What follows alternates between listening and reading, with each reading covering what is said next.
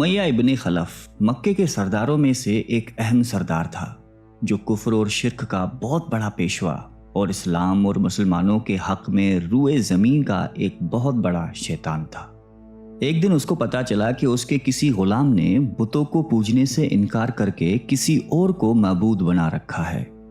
اس نے غلام کو فوراً بلا کر یہ پوچھا کہ میں نے سنا ہے کہ تم نے کوئی اور معبود بنا لیا ہے، سچ سچ بتاؤ کہ تم کس کی عبادت کرتے ہو؟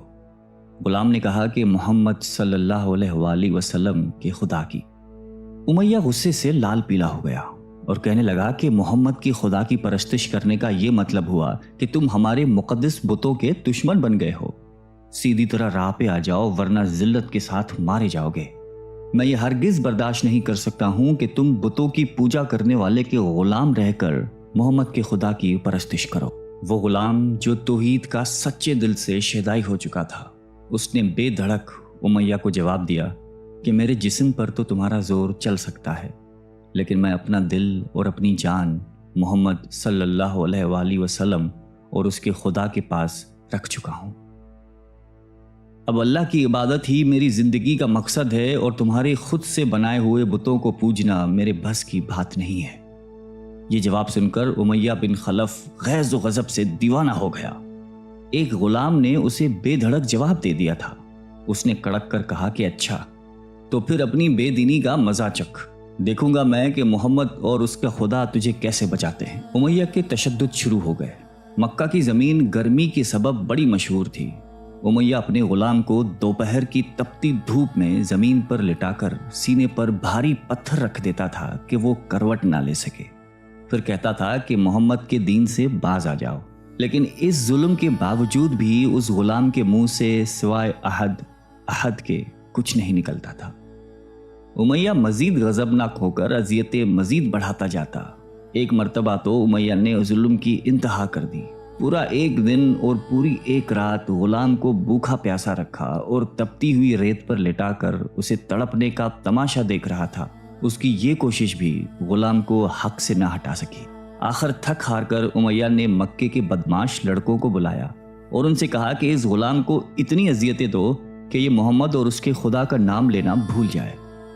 یہ لڑکے امیہ کی خوشی حاصل کرنے کے لیے اس بے بس غلام کو بری طرح مارتے پیٹتے تھے۔ جسم کے کپڑے اتروا کر لوہے کی چادریں پہنا کر تپتی دھوپ میں کھڑا کر دیتے تھے، لیکن غلام کی زبان سے احد کے سوا کچھ نہیں نکلتا تھا۔ اسلام کی راہ میں یہ بے پناہ اذیتیں سہنے والے صحابی کوئی اور نہیں بلکہ حضرت بلال حبشی رضی اللہ تعالیٰ عنہ تھے۔ انہی ظلم و ستم کے دوران ایک دن حضرت ابو بکر صدیق رضی اللہ تعالیٰ عنہ کا ادھر سے گزر ہوا۔ آپ رضی اللہ تعالیٰ عنہ نے امیہ سے فرمایا کہ اے امیہ، اس بےکس اور مظلوم پر اتنے ظلم و ستم نہ کر، اس نے تمہارا کیا بگاڑا ہے؟ وہ خدائے واحد کی عبادت کرتا ہے، اگر تو اس پر احسان کرے تو یہ احسان آخرت میں تیرے کام آئے گا۔ اس پر امیہ نے نہایت حقارت سے کہا کہ میں تمہاری اس خیالی آخرت کے دن کو نہیں مانتا، جو میرے دل میں آئے گا میں تو وہی کروں گا۔ صدیق اکبر اس جواب پر کافی افسردہ ہوئے، لیکن پھر بھی آپ رضی اللہ تعالیٰ عنہ نے اسے سمجھایا کہ اس مظلوم پر ظلم و ستم کے پہاڑ توڑنا تیری شایان شان نہیں ہے۔ جس پر امیہ نے تنگ آ کر کہا کہ اگر تم اس کے اتنے ہمدرد ہو تو اسے خرید کیوں نہیں لیتے؟ حضرت ابو بکر صدیق جھٹ تیار ہو گئے اور فرمایا کہ بولو کیا دام لوگے؟ امیہ نے کہا کہ تمہارے پاس ایک غلام ہے جس کا نام فسطاط رومی ہے، وہ مجھے دے دے اور اس کو لے جا۔ حضرت ابو بکر صدیق رضی اللہ تعالیٰ عنہ فوراً ہی راضی ہو گئے، جبکہ امیہ کا خیال تھا کہ فسطاط ایک نہایتی کارآمد غلام ہے جس کی قیمت زیادہ ہے اور حضرت ابو بکر صدیق رضی اللہ تعالیٰ عنہ اسے دینے سے انکار کر دیں گے، مگر آپ فوراً راضی ہو گئے۔ تو امیہ کو سخت مایوسی ہوئی اور اس نے ساتھ ہی 40 اوقیہ چاندی کی فرمائش کی۔ اسے بھی حضرت ابو بکر صدیق رضی اللہ تعالیٰ عنہ نے بخوشی ادا کر دیا۔ حضرت بلال رضی اللہ تعالیٰ عنہ کو ساتھ لے کر دربار رسالت میں حاضر ہوئے اور سارا ماجرا کہہ سنایا۔ آپ صلی اللہ علیہ وسلم نہایتی خوش ہوئے اور فرمایا کہ ابو بکر، اس کار خیر میں مجھے بھی شریک کر لو۔ صدیق اکبر رضی اللہ تعالیٰ عنہ نے فرمایا کہ یا رسول اللہ، میں اسے خدا کی راہ میں آزاد کر چکا ہوں۔ یہ سن کر زبان رسالت سے صدیق اکبر رضی اللہ تعالیٰ عنہ کے لیے کلمہ رحمت جاری ہو گئے۔ حضرت بلال رضی اللہ تعالیٰ عنہ نے اس غلامی میں 28 سال گزار دیے، لیکن آپ چونکہ نہایتی نیک اور پاکیزہ طبیعت کے تھے لہذا جب حضرت صلی اللہ علیہ وآلہ وسلم نے دعوت توحید دی تو آپ نے فوراً اسے قبول کر لیا، اور یوں آپ سابقون الاولون کے مقدس جماعت میں شامل ہو گئے۔ رہائی پانے کے بعد حضرت بلال ہمیشہ آپ صلی اللہ علیہ وآلہ وسلم کی خدمت میں حاضر رہتے تھے اور دل و جان سے نبی پاک صلی اللہ علیہ وآلہ وسلم کی خدمت بجا لاتے۔ آپ صلی اللہ علیہ وسلم حضرت بلال کو کسی بھی چیز کا حکم دیتے تو آپ اپنی جان بھی لڑا دیتے۔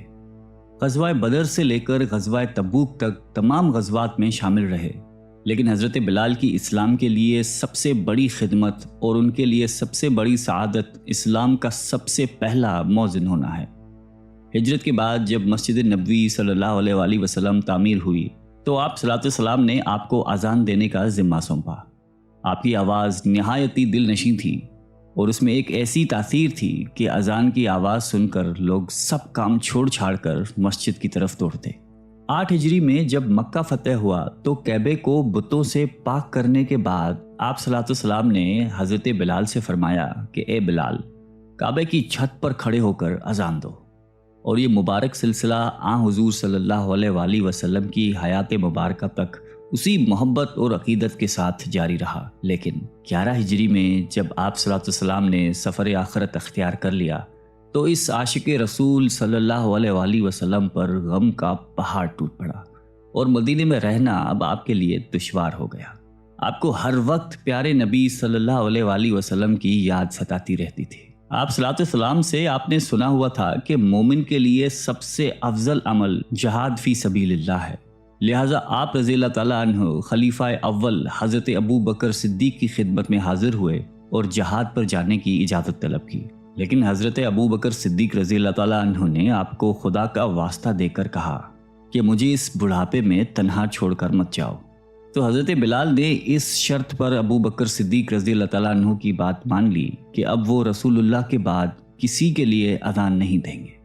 حضرت ابو بکر صدیق رضی اللہ تعالیٰ عنہ نے ان کی یہ بات مان لی، لیکن آپ کے دور خلافت کے بعد خلیفہ دوم حضرت فاروق اعظم رضی اللہ تعالیٰ عنہ کے دور میں بھی جب بیت المقدس کی تسخیر کے لیے شام جانا پڑا تو وہاں عیسائیوں سے صلح نامہ طے پانے کے بعد حضرت عمر فاروق رضی اللہ تعالیٰ عنہ نے ایک خطبہ دیا اور حضرت بلال سے درخواست کی کہ آج جب کہ قبلہ اول پر توحید کا پرچم لہرا دیا ہے تو اس باعظمت موقع پر اگر آپ اذان دیں تو ہم آپ کے مشکور رہیں گے۔ حضرت بلال نے یہی اذان دینی شروع کی تو صحابہ کرام کو عہد نبوی کی مبارک یاد تازہ ہو گئی اور ان پر رخت طاری ہو گئی۔ شام کے معرکے کے بعد حضرت بلال نے شام ہی کے ایک گاؤں میں رہائش اختیار کر لی، کیونکہ مدینے میں ہر وقت آپ کو آپ صلی اللہ علیہ وسلم کی یاد ستاتی رہتی تھی۔ لیکن ایک دن آپ نے خواب میں آپ صلی اللہ علیہ وسلم کی زیارت کی۔ آپ ان سے فرما رہے تھے کہ اے بلال، کیا ابھی وقت نہیں آیا کہ تم ہماری زیارت کے لیے آؤ؟ اس خواب نے آپ کو بہت تڑپا دیا اور آپ بیتاب ہو کر فوراً مدینے روانہ ہوئے۔ مدینے پہنچ کر حضرت بلال نے روزہ اقدس پر حاضری دی اور اس درد سے روئے کہ حاضرین بھی اشک بار ہو گئے۔ وہیں حضرت امام حسن رضی اللہ تعالیٰ عنہ اور حضرت حسین رضی اللہ تعالیٰ عنہ بھی موجود تھے۔ نانا کے پیارے نواسوں کو آپ نے اپنے ساتھ چمٹایا اور بے تحاشا چومنے لگے۔ حضرت حسن رضی اللہ تعالیٰ عنہ اور حسین رضی اللہ تعالیٰ عنہ نے آپ سے اذان فجر کی فرمائش کی، بھلا اس میں رد کرنے کی کہاں گنجائش تھی۔ اگلے دن جب فجر کا وقت ہوا تو آپ نے اذان دینی شروع کی۔ لوگوں کی عہد رسالت کی یاد تازہ ہو گئی اور لوگ اس طرح روتے ہوئے مسجد کی جانب چلنے لگے جیسے کہ نبی پاک صلی اللہ علیہ وآلہ وسلم کا دور واپس آ گیا ہو۔ ایسا دردناک منظر اس کے علاوہ کبھی دیکھنے میں نہیں آیا۔ حضرت بلال حبشی رضی اللہ تعالیٰ عنہ نے 60 سال کی عمر میں وفات پائی۔ آپ کا مزار دمشق میں ہے۔ آپ کو دربار رسالت میں خاص مقام حاصل تھا۔ آئیے ہم سب اللہ تعالیٰ سے دعا کرتے ہیں کہ ہمیں بھی حضرت بلال حبشی رضی اللہ تعالیٰ عنہ کی صفات میں سے کچھ عطا فرما دے۔ آمین۔